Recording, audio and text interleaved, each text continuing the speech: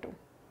गुरुदेव के नाम से प्रसिद्ध पॉलिटिकल स्किल डेवलपमेंट मिशन के प्रशिक्षक सुप्रसिद्ध लेखक व विचारक भास्कर राव रोकड़े ने सम्यक अभियान के तहत गांधी भवन भोपाल में आयोजित शिक्षित बेरोजगार युवा सम्मेलन को संबोधित करते हुए कहा कि संपूर्ण देश में नौकरी सरकारी हो या प्राइवेट करनी होगी एक समान वेतन की व्यवस्था। इसके लिए न्यूनतम वेतन अधिनियम लागू करना पड़ेगा।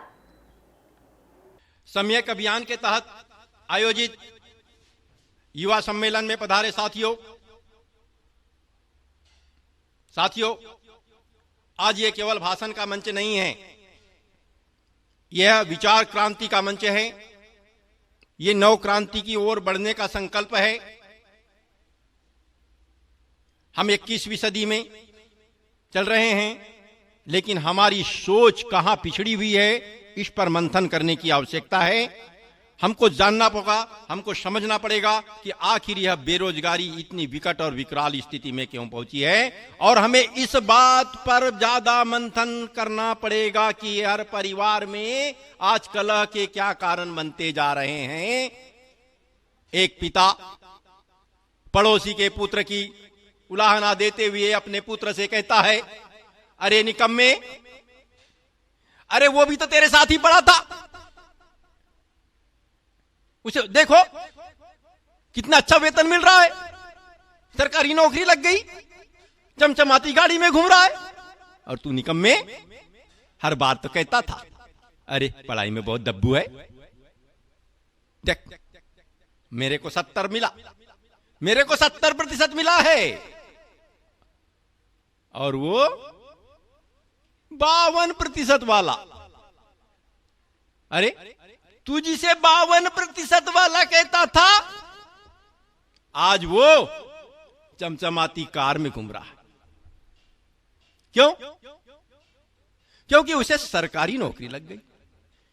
ये 70% वाला प्राइवेट नौकरी में गया, 12,000 रुपए महीना पाता है, वो सरकारी वाला 43,800 रुपए महीने की वेतन लेता है, और पर्दे के पीछे 2 नंबर की कमाई और भी पाता है। बड़ी विचित्र स्थिति है। ऐसे हालात क्यों बन रहे हैं? ये क्या सोचने लायक विषय नहीं है? बस एक बात, अरे भैया उसकी किस्मत अच्छी थी, उसको सरकारी नौकरी मिल गई, इसको प्राइवेट मिली। ये सरकारी और प्राइवेट का अंतर क्यों?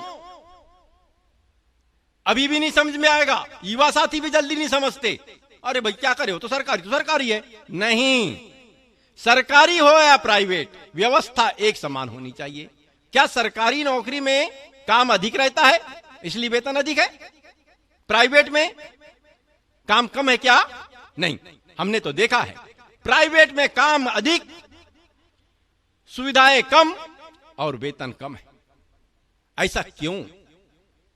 हम आपको एक पिछले घटनाक्रम के साथ जोड़ के बताते हैं, तब समझ में आएगा। देश जब हमारा स्वतंत्र हुआ तो हमारे देश के नीति निर्धारकों को श्रमिकों की चिंता सताई, जो अशिक्षित और अल्पशिक्षित वर्ग के थे। उन्होंने सोचा इनके साथ बड़ा शोषण हो रहा है, जिसकी जो चाहे जितनी मर्जी मजदूरी दे देता है, साल भर के लिए काम लेता है, आखिरी में कुछ मजदूरी थमा देता है, महीने की भी दिन की भी जो भी मजदूरी जिसकी इच्छा वो देता है, कोई प्रतिबंध नहीं लग सकता, कोई कानून नहीं है, कोई नियम नहीं है। ये तो बड़ा भारी गलत हो रहा है। तो सरकार ने सोचा इसके लिए एक कानून बनाना चाहिए। तो सन 1948 में संसद में न्यूनतम मजदूरी अधिनियम बनाया गया, दोनों सदन में पारित हुआ। उसके तहत व्यवस्था दी गई कि वह व्यक्ति जो कोई काम नहीं जानता, अकुशल है, उसे अकुशल ग्रेड की मजदूरी मिलेगी। जो थोड़ा बहुत काम जानता है वो अर्धकुशल है, और जो काम को पूर्ण रूपेण करने में सक्षम है वह कुशल श्रमिक होगा। अर्थात श्रमिकों के 3 वर्ग बनाए गए। श्रमिकों का शोषण कम हुआ, काफी हद तक रुक भी गया। उसके 11 साल बाद प्राइवेट विद्यालयों के शिक्षकों ने न्यायालय का दरवाजा खटखटाया, और उन्होंने न्यायालय के समक्ष वो न्यूनतम मजदूरी अधिनियम को रखते हुए कहा कि महोदय, हमें इतनी कम वेतन मिल रही है, जबकि ये न्यूनतम मजदूरी अधिनियम के तहत कम से कम इतनी तो मिलनी चाहिए। न्यायालय ने कहा, अरे भाई, जो श्रमिकों के लिए बना कानून है वो शिक्षकों पर लागू नहीं होता। इसलिए न्यायालय ने मामला खारिज कर दिया। उसके बाद प्राइवेट सेक्टर के भिन्न भिन्न वर्ग के कर्मचारी न्यायालय में पहुंचे और उन्होंने कहा, साहब ये न्यूनतम मजदूरी अधिनियम, हमें इतना कम वेतन मिल रहा है। न्यायालय ने कहा, भाई शिक्षित वर्ग के कर्मचारियों के लिए निजी क्षेत्र में कितना न्यूनतम वेतन होना चाहिए, इस संबंध में किसी भी प्रकार का कोई कानून नहीं बना है, कोई प्रावधान तय नहीं किए गए हैं, इसलिए न्यायालय अपनी ओर से कोई नई व्यवस्था नहीं दे सकता। कितनी विचित्र बात है मित्रों, कितना शोषण हो रहा है। एक इंजीनियर 12,000 रुपया, 10,000 रुपया महीने में नौकरी कर रहा है। अभी पीडब्ल्यूडी के एक ईएनसी इंजीनियर इन चीफ से मेरी मुलाकात हुई।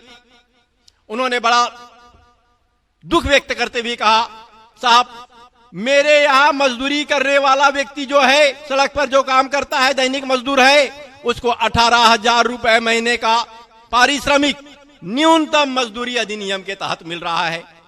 और जो मेरे यहां पर सुपरवाइजर का काम कर रहा है, वो सिविल इंजीनियर है, उसे मात्र 12,000 रुपए महीने का वेतन मिल रहा है। जब लेबर ऑफिस से टीम आती है, लेबर इंस्पेक्टर आता है, तो वो श्रमिकों से पूछता है, तुम्हें कितनी मजदूरी मिल रही है। अगर थोड़ा भी किसी ने कम बताया तो संबंधित ठेकेदार या मालिक जो भी है काम कराने वाला या अधिकारी, उसके ऊपर में न्यूनतम मजदूरी अधिनियम के तहत प्रकरण दर्ज कर दिया जाता है।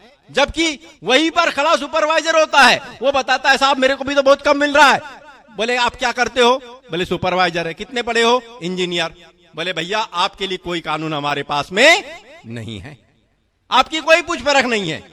कितनी विचित्र स्थिति है। हर परिवार में, हर घर में कलह पैदा होता जा रहा है। लड़का पढ़ लिख लिया, पहले बैंक से भी लोन लिया, एजुकेशन लोन ले लिया, एजुकेशन लोन की किस्त मोराटोरियम पीरियड के बाद में चालू हो गई। कितनी किस्त बनेगी? किस्त आने लगी, कहां से पैसा दे? किस्त आ रही है 20,000 रुपए महीना, वेतन मिल रहा है 12,000 रुपए महीना। आखिर वो किस्त पटाए तो कहां से पटाए? अभी लोग कहते हैं किसान आत्महत्या कर रहे हैं। अरे किसान आत्महत्या कृषि कार्य में नुकसान की वजह से नहीं कर रहे हैं, बल्कि मैं कई किसान आत्महत्या करने वाले किसानों के परिवार से मिला तो पता चला उन्होंने जमीन बेच कर अपने लड़के को पढ़ाया था, और पढ़ने के बाद में, पढ़ाई लिखाई पूरी होने के बाद में जब लड़के ने नौकरी करने के लिए सोचा, नौकरी करने बाहर गया तो अपना खर्च भी पूरा नहीं कर पा रहा है, उल्टा मां बाप से हर महीने पैसे मांग रहा है।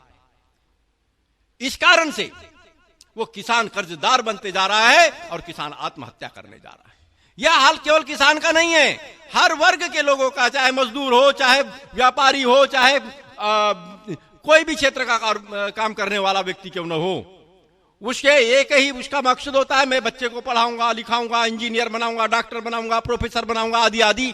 लेकिन जब पढ़ाई पूरी होती है तो उसे सरकारी नौकरी नहीं मिल पाती, प्राइवेट में जाता है, 12,000, 10,000, 8,000 रुपए महीना पाता है। कितनी विचित्र स्थिति है। तो क्या ऐसी जो विषम परिस्थिति पैदा हुई है, जो इतना कष्टकारी व्यवस्था है, इस कष्टकारी व्यवस्था से निजात पाने के लिए कोई तैयारी नहीं करनी चाहिए?